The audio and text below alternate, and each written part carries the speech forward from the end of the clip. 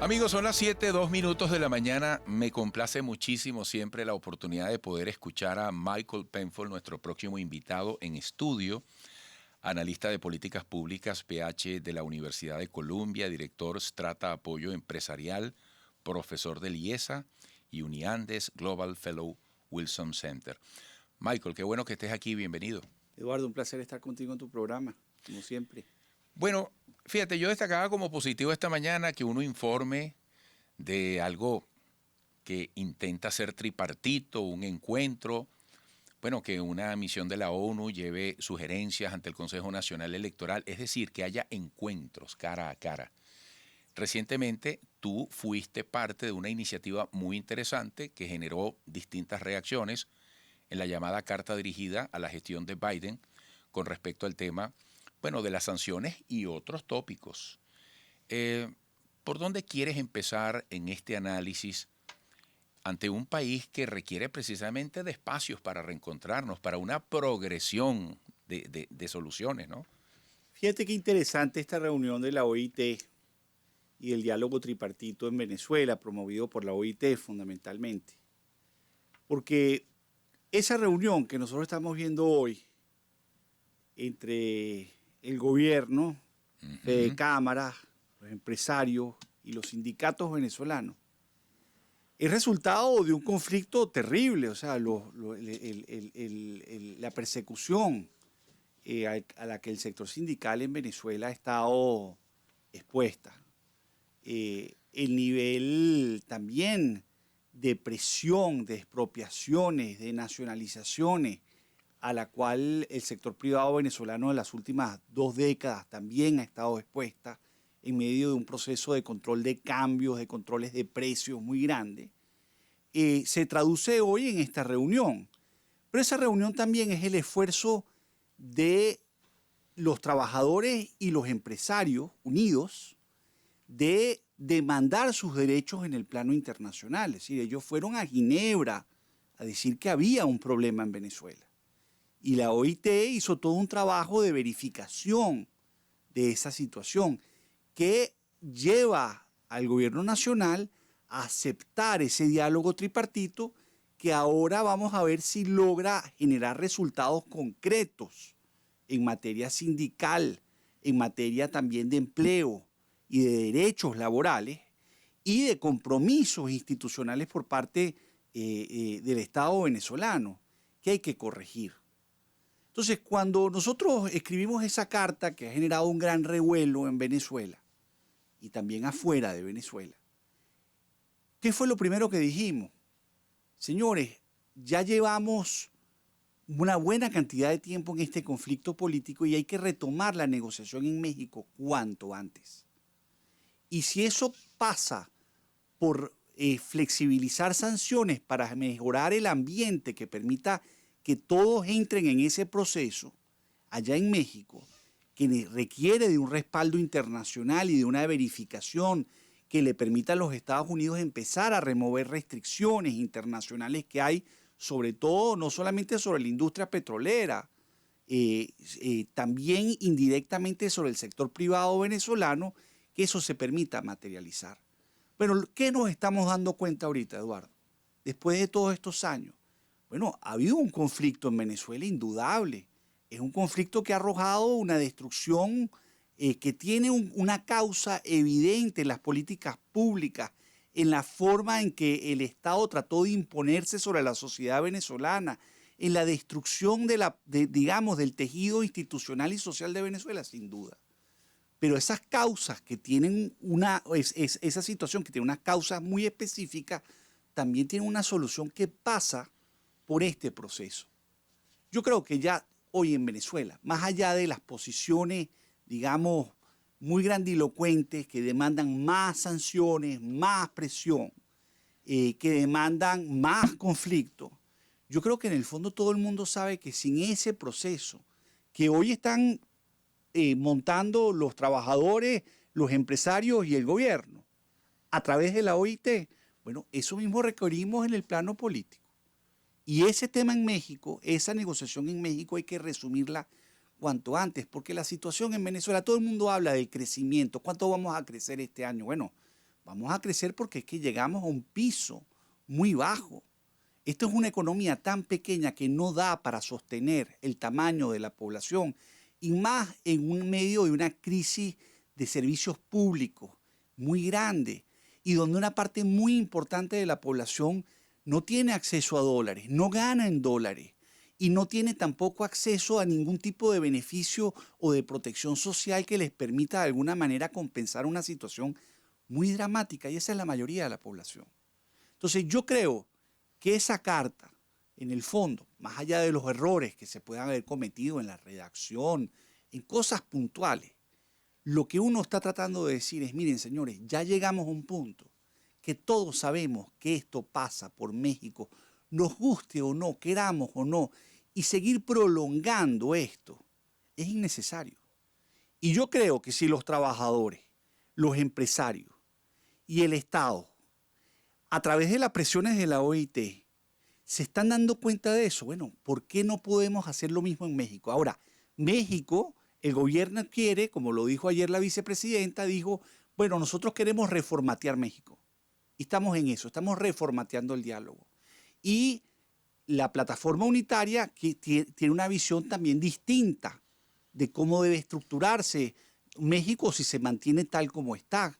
Entonces, eso pasa por retomar el proceso, tratar de redefinir bien la agenda, las reglas de México, tratar de crear un ambiente aprovechando lo que fue la visita de los Estados Unidos a Caracas hace casi 3 semanas atrás, un mes atrás, para aprovechar y tratar de ver si logramos encauzar eso, que es el único camino que nos queda. Ahora, para los más escépticos, Michael Penfold, ¿qué es lo que realmente va cambiando?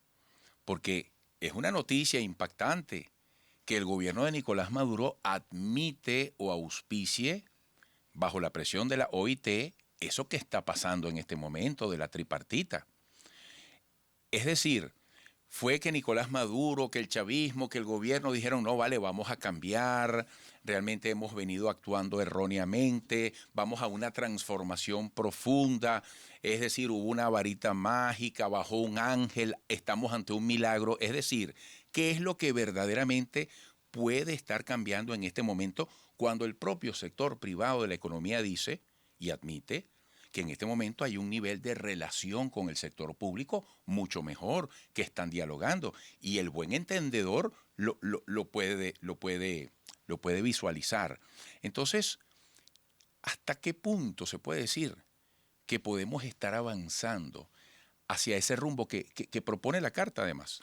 Hasta que aquí todo el mundo no acepte que no hay manera de resolver los problemas estructurales venezolanos, de retomar un crecimiento no para vivir en una economía de 50.000 millones de dólares, que es más o menos lo que tiene el PIB venezolano, sino y con un ingreso per cápita que no llega prácticamente a $2.000 por habitante, país pobre, a retomar el crecimiento de verdad, a restablecer las instituciones y el Estado de Derecho y el funcionamiento de la democracia, pasa porque ambas partes, todos aceptemos que nadie aquí tiene una solución unilateral al problema.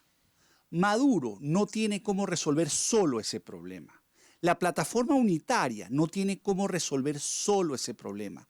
Los Estados Unidos se está dando cuenta que tampoco tiene cómo resolver solo ese problema a través exclusivamente de sanciones y más en un ambiente como el que estamos viviendo después de la invasión de Rusia en Ucrania, que es un ambiente de altos precios petroleros, de alta inflación y donde los Estados Unidos también está buscando minimizar la influencia rusa en América Latina, particularmente en Venezuela, en Cuba y en Nicaragua.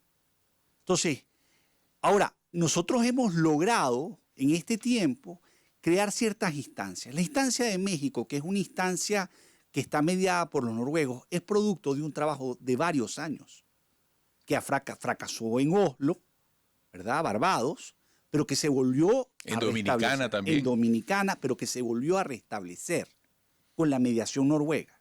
Entonces, eso es una oportunidad.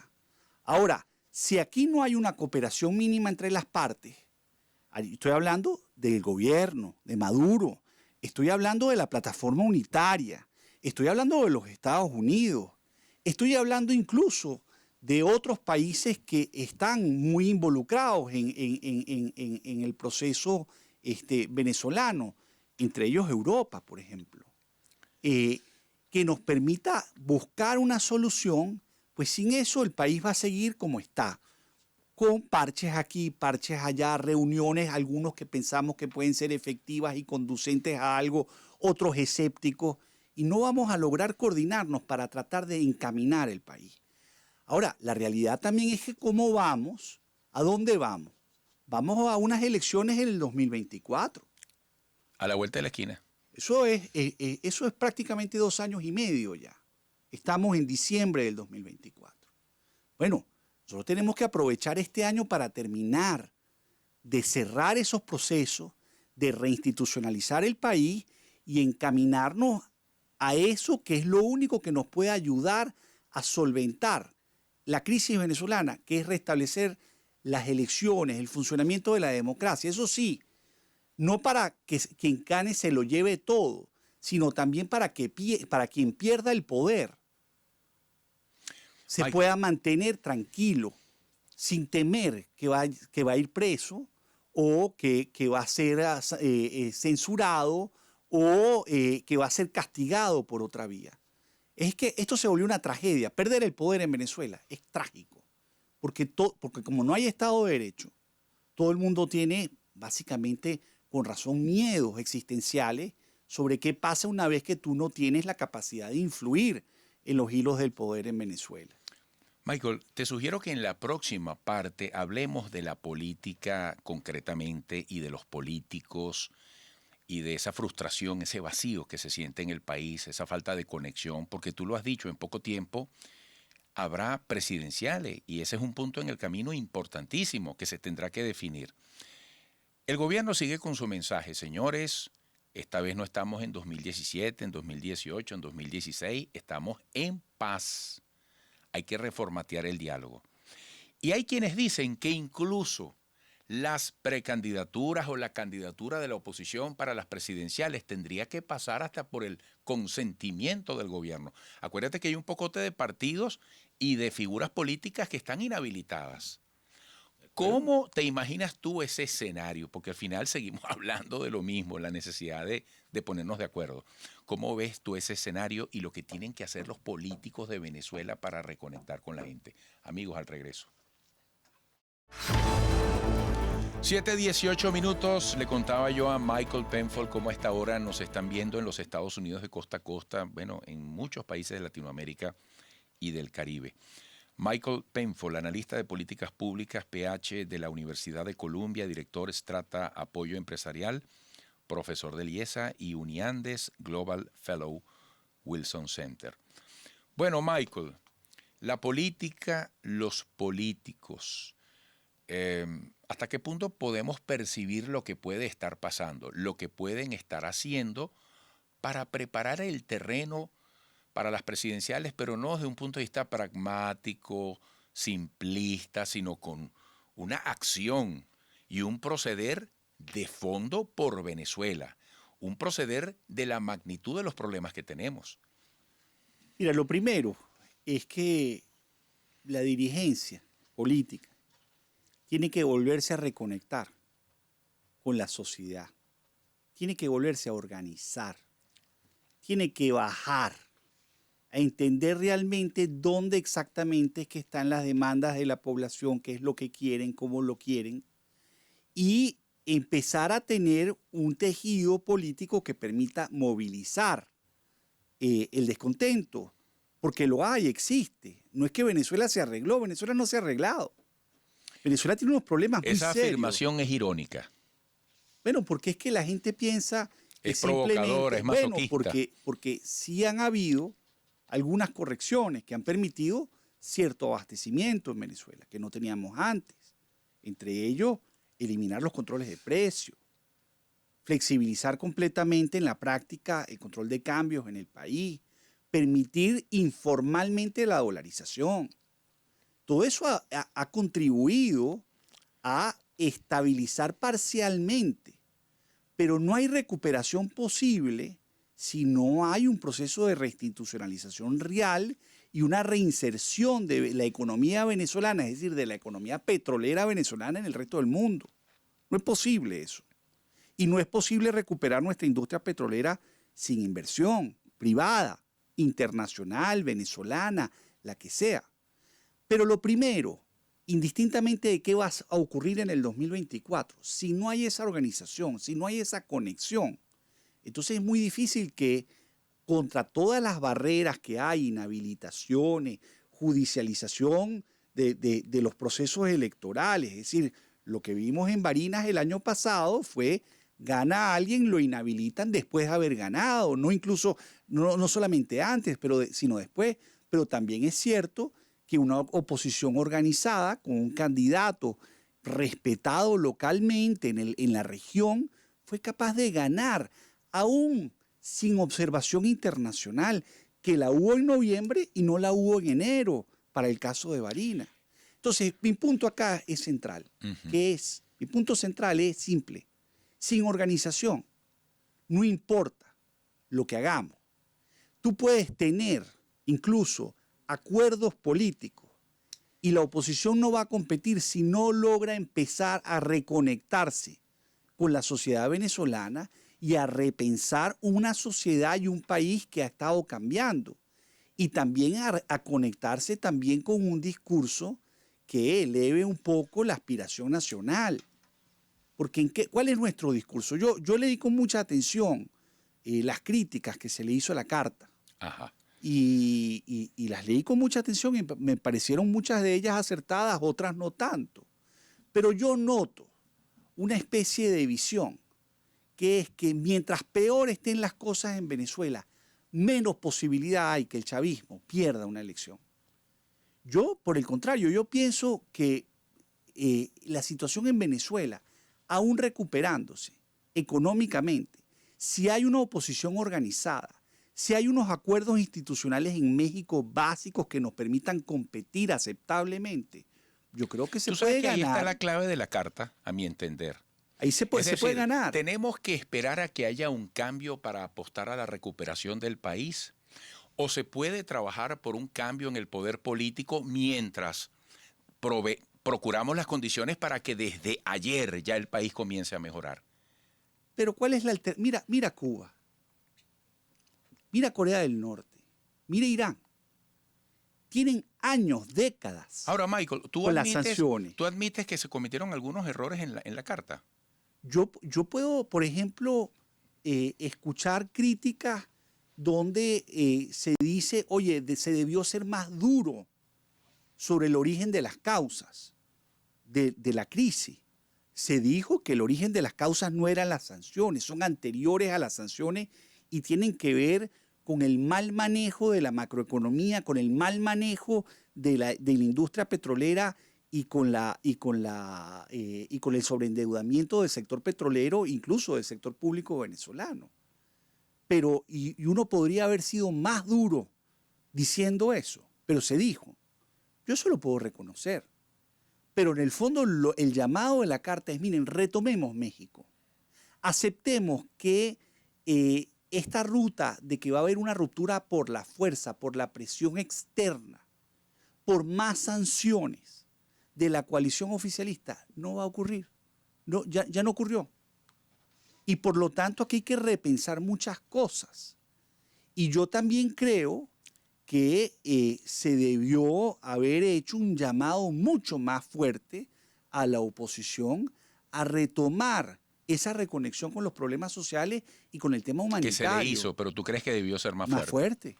Ahora, ¿por qué? Porque fíjate, ¿quién ha estado ausente? Aquí ha respondido la carta muchas personas. ¿Dónde están los políticos? ¿Dónde están las organizaciones? Sí, parte de esa carta. Nosotros cuando escribimos esa carta nunca pensamos que iba a generar este revuelo. Pero esa carta genera un revuelo porque hay un gran vacío político en la sociedad venezolana. Porque estamos viviendo una crisis de representación muy grande en el liderazgo venezolano. Ahora, quizás la gente que se pregunta por la oposición dirá, bueno, ¿será que es que yo no estoy viendo lo que ellos están haciendo?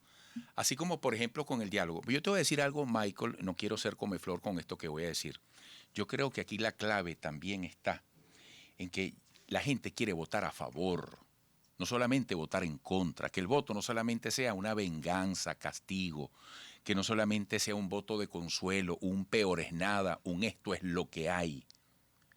Estoy pensando demasiado comeflor yo. Mira, yo creo que votar es importantísimo. Votar a favor, aún más importante. Pero yo soy de la opinión que si hubo un proceso de reinstitucionalización real, tú puedes ganar una gobernación. Y creo que es importante, muy importante. Creo que es un paso de avance muy grande. Puedes ganar cientos de alcaldías, pero como no hay institucionalización, no tienes recursos. Entonces, ¿cómo haces gestión? ¿Cómo votas a favor de una gestión?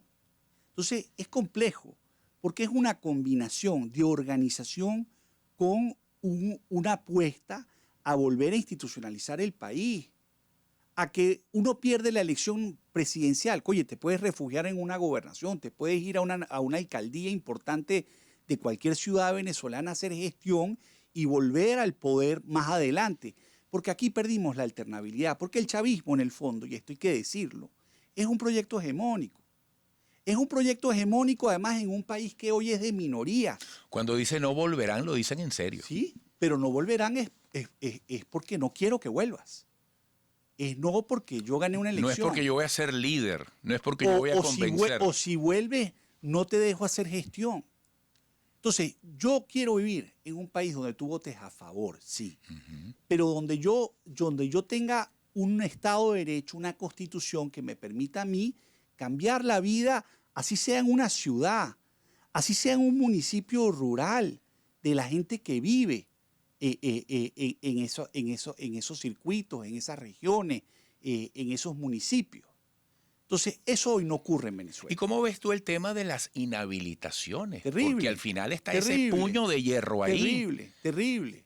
Al final el gobierno va a decidir quiénes serían las alternativas para las presidenciales o la alternativa de la oposición. Pero también es cierto, yo lo veo como algo que tiene que acabar.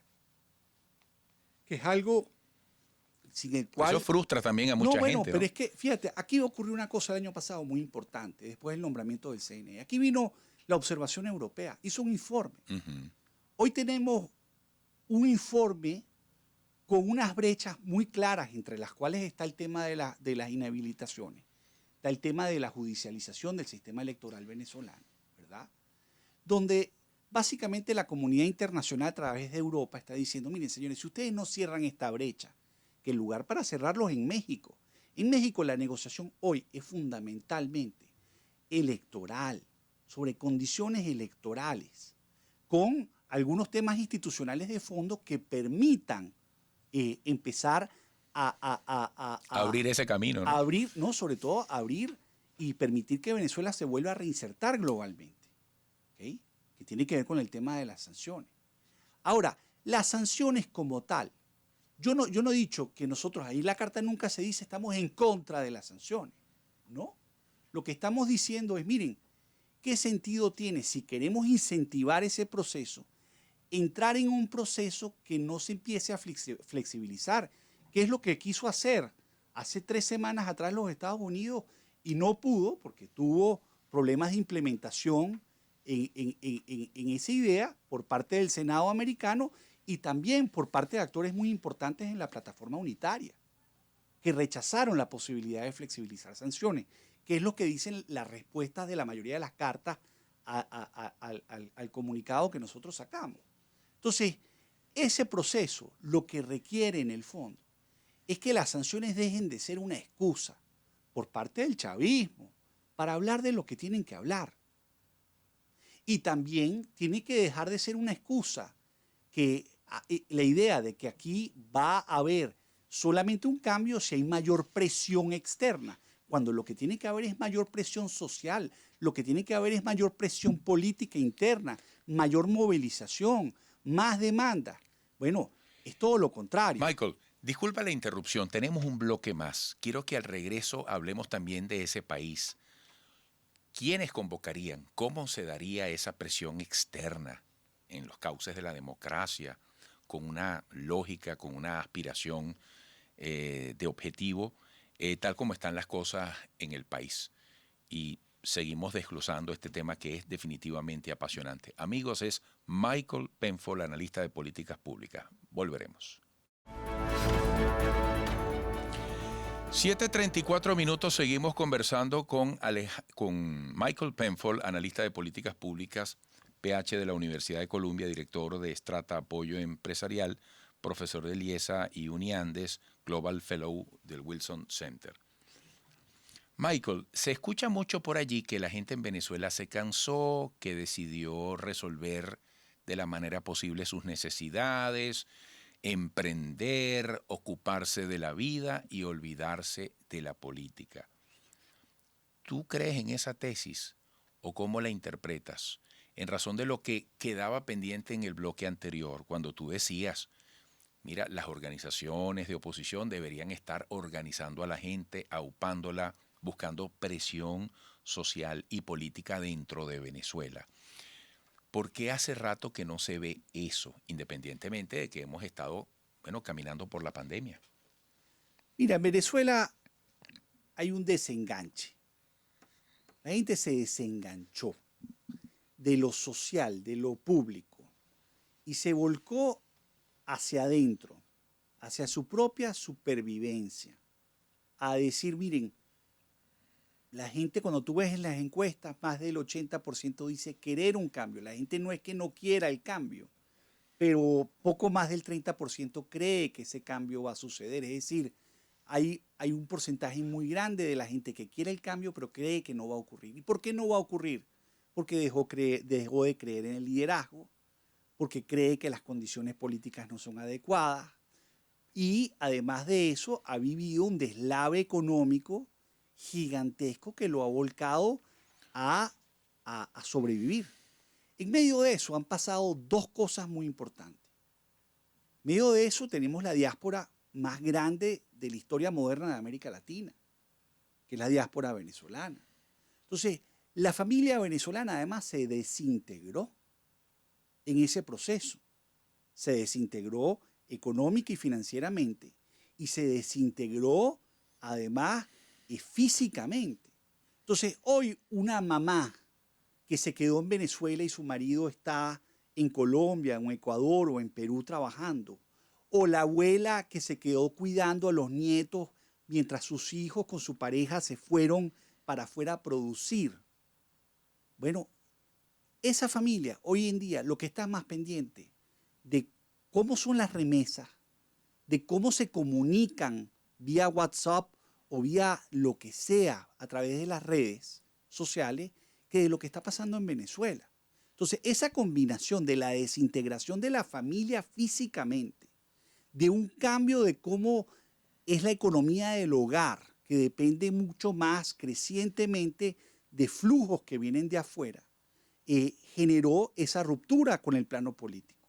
Pero el segundo proceso es la dolarización, porque esta economía hoy es pobre, es una economía pobre, y es una economía que es tremendamente desigual, de las más desiguales de toda la región en este momento, cosa que Venezuela nunca llegó a los niveles de desigualdad que tenemos hoy en día, sobre todo porque hay una crisis de acceso a los servicios públicos gigantesca, pero sobre todo porque hay un grupo de la población que tiene acceso a una economía dolarizada y genera dólares localmente, es decir, en Venezuela, y hay un grupo de la población que no lo logra hacer, está en bolívares y su salario es ínfimo, sobre todo los que dependen del sector público.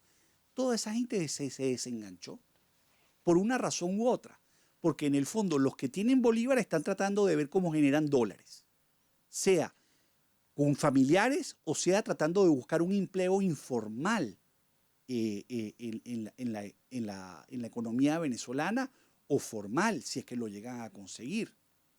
Pero además de eso, tienes un deslave completo del sector de clase media venezolana, que era un sector relativamente fuerte, importante en Venezuela, que desapareció en la práctica. Nosotros vimos lo que pasó en Mérida con los profesores universitarios, cual uno de ellos murió con la otra persona completamente desnutrida en la cama. ¿Por qué es resultado de eso?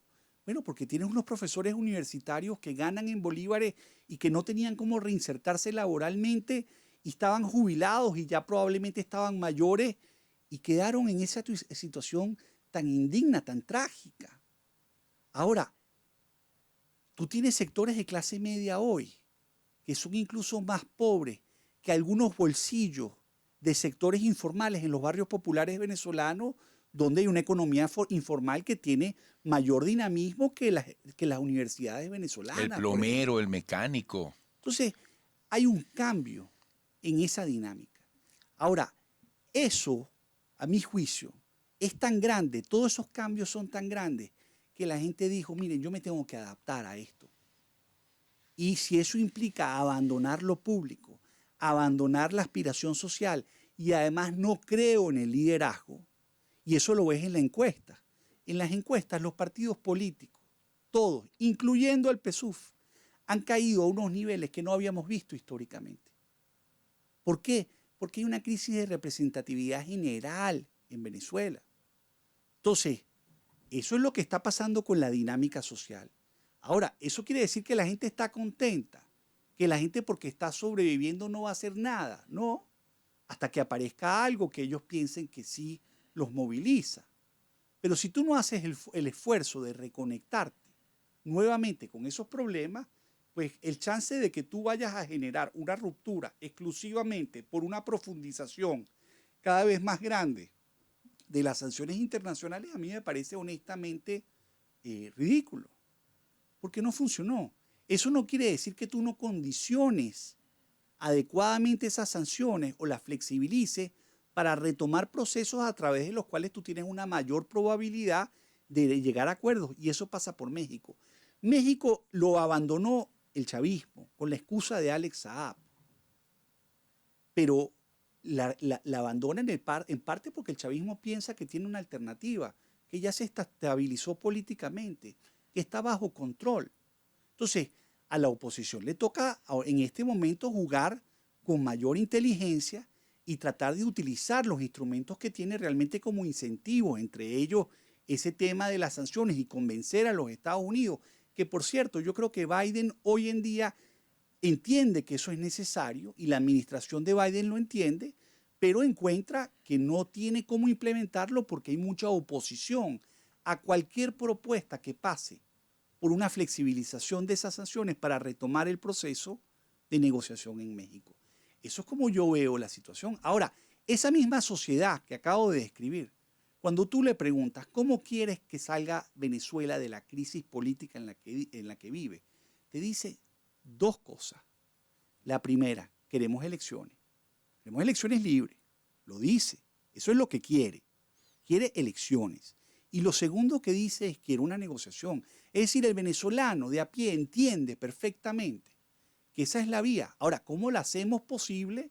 Bueno, ese es el trabajo que tiene que hacer la sociedad civil venezolana y ese es el trabajo que tiene que hacer la clase política y la élite política venezolana. No solamente la del chavismo, sino también la de la oposición. Esa es su responsabilidad, porque si no el país no lo vamos a recuperar. Puede que el país cambie, pero es un país enano, es un país chiquito, es un país que hoy es el tamaño básicamente de dos economías medianas de Centroamérica. Somos un país en Sudamérica, de pasar de ser la cuarta economía de la región, hoy somos prácticamente irrelevantes, sin ninguna incidencia, ni siquiera en el mercado petrolero ya. Es decir, oye, el país con un país de 30 millones de habitantes, de 28 millones de habitantes, si no logra realmente remontar el tamaño de su economía, reinsertarse globalmente, no hay forma como vamos a resolver muchos de estos dramas sociales que estamos viviendo hoy en día. Bueno, queda muy claro tu mensaje, Michael. Gracias como siempre por tu aporte para Venezuela, por tu honestidad y tu valentía. Se requiere llamar las cosas por su nombre según cada punto de vista y sumarle al debate y a la acción. Un gran abrazo. Saludos. Muchas gracias por la invitación. Bueno amigos, Michael Penfold, analista de políticas públicas, PH de la Universidad de Columbia, director de Strata Apoyo Empresarial, profesor de IESA y Uniandes, Global Fellow Wilson Center. Volveremos.